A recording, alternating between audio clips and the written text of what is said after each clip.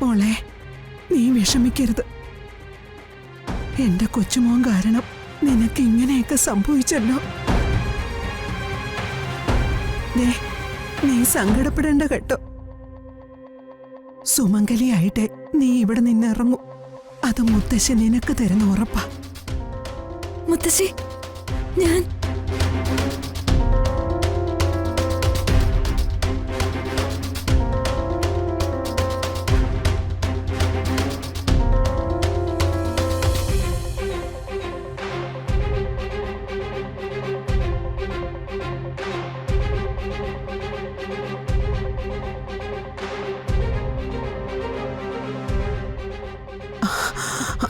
അമ്മേ, അമ്മ എഴുന്നേക്കണ്ട. എനിക്ക് അവനോട് സംസാരിക്കണം.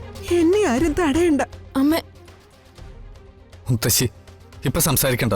മുത്തശ്ശി ഒന്ന് വിശ്രമിക്ക്. ആദി, നീ എന്തൊക്കെ ന്യായം പറഞ്ഞാലും നീ ചെയ്തത് തെറ്റ് തന്നെയാ.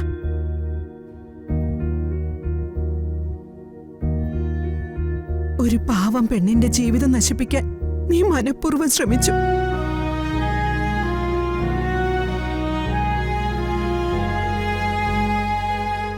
അതിപ്പോ എന്ത് കാരണത്തിന്റെ പേരിലായാലും ശരിയായില്ല.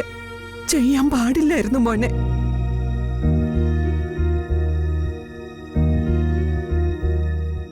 മാളു നിന്നോട് എന്ത് തെറ്റാ ചെയ്തത്? നിന്റെ ചേച്ചിയുടെ ജീവിതം നശിപ്പിച്ചു എന്ന് നീ പറഞ്ഞാ മതിയോ? അതിനാണോ നീ ഈ പാവത്തിനെ കുറ്റക്കാരിയാക്കിയത്?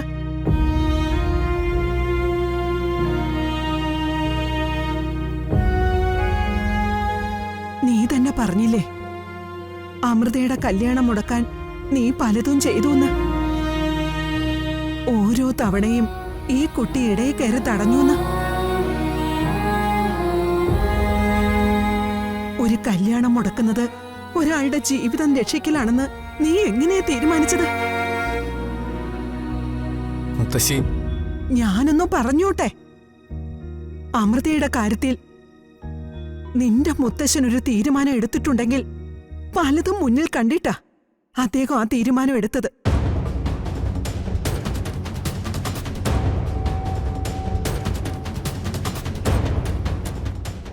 ജീവിതം ഒരുപാട് കണ്ട മനുഷ്യനാ നിന്റെ മുത്തശ്ശൻ. അനുഭവത്തിന്റെ പിൻബലത്തിലാ നിന്റെ മുത്തശ്ശൻ ഓരോ തീരുമാനവും എടുക്കുന്നത്. അമൃതയും ശ്രീനാഥും ജീവിച്ചു തുടങ്ങിയിട്ടല്ലേ ഉള്ളൂ. ആ ജീവിതം തെറ്റാണെന്നും അമൃതയുടെ ജീവിതം നശിച്ചു എന്നും ഇപ്പോഴേ തീരുമാനിക്കാൻ നിനക്ക് എങ്ങനെയാ കഴിഞ്ഞേ?